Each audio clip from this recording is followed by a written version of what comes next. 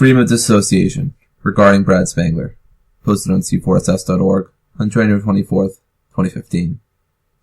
At roughly 5 p.m. CST, or Central Standard Time, January 22nd, 2015, Brad Spangler confessed in a Facebook post to the 2004 molestation of a child and expressed his intention to turn himself in to the police.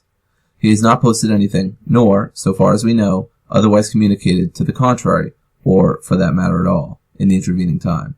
No other evidence or circumstances have come to light to suggest that his confession was false, fake, or coerced.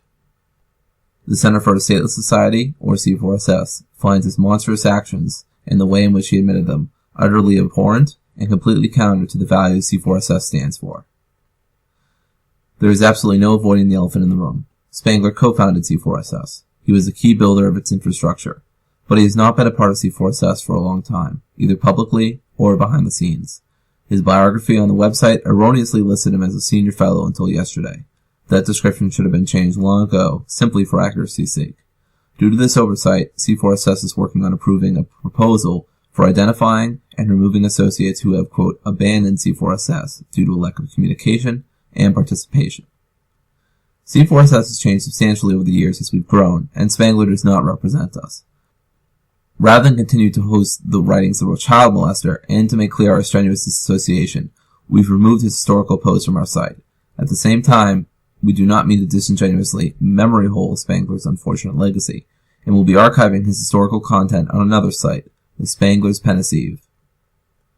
Spangler's admission was a heavy blow to us, but whatever discomfort our organization experiences over the coming months is nothing in comparison to the pain the survivor of Spangler's action has survived for a decade, nor the pain that the survivor is surely being forced to relive as a result of his selfishness. The survivor deserves the chance to heal. We will respect the survivor's space and offer our assistance should it be needed or wanted. To further this end, C4SS will be donating $200 from our entrepreneurial anti-capitalism fund to Generation 5. Generation 5, quote, works to interrupt and mend the intergenerational impact of child sexual abuse on individuals, families, and communities. It is our belief that meaningful community response is the key to effective prevention. We would like to close with some quotes from Why Misogynists Make Great Informants, How Gender Violence on the Left Enables State Violence and Radical Movements. Time and again, heterosexual men in radical movements have been allowed to assert their privilege and subordinate others.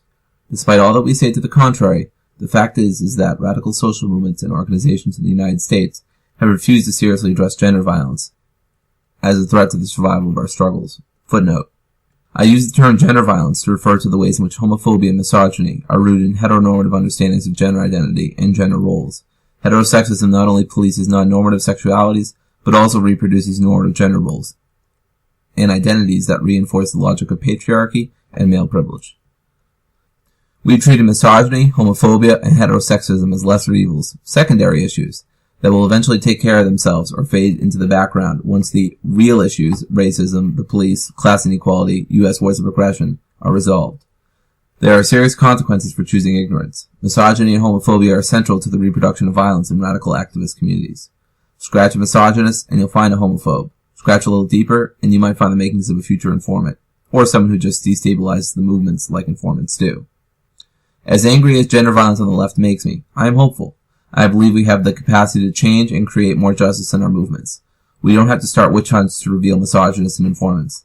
They out themselves every time they refuse to apologize, take ownership of their actions, start conflicts, and refuse to work them out through consensus, mistreat their companions. We don't have to look out for them. But when we are presented with their destructive behaviors, we have to hold them accountable. Our strategies don't have to be punitive. People are entitled to their mistakes. But we should expect that people will own those actions and not allow them to become a pattern. We have a right to be angry when the communities we build that are supposed to be the model for a better, more just world harbor the same kinds of anti-queer, anti-women, racist violence that pervades society. As radical organizers, we must hold each other accountable and not enable misogynists to assert so much power in these spaces. Not allow them to be the faces, voices, and leaders of these movements. Not allow them to rape a companion and then be on the fucking 5 o'clock news. By not allowing misogyny to take root in our communities and movements, we not only protect ourselves from the efforts of the state to destroy our work, but also create stronger movements that cannot be destroyed from within. Hi, this is Nick Ford from Fee44. I'd just like to add that we've also unlisted any of Brad's former videos, namely the Occupy Diaries and perhaps any other videos that he may have had a part in. We removed them from our channel for 3 reasons. First, we agree with the statement that was just read, that we want to strenuously disassociate ourselves from him. Number 2, we feel like we should not be hosting the work of a child molester. And number 3, his work per se is not very relevant to what Feed 44 does anymore. His Occupy Diaries and so on don't really have anything to do with our current mission or what we do from day to day. So I've unlisted them. You can still find them if you really want to look for them. They have not been deleted, but they have been made unlisted. And if you have any questions, comments, concerns, whatever, feel free to leave them in the comment section, but there's no guarantee that I or anyone else will answer them, but we will surely read them. So thank you.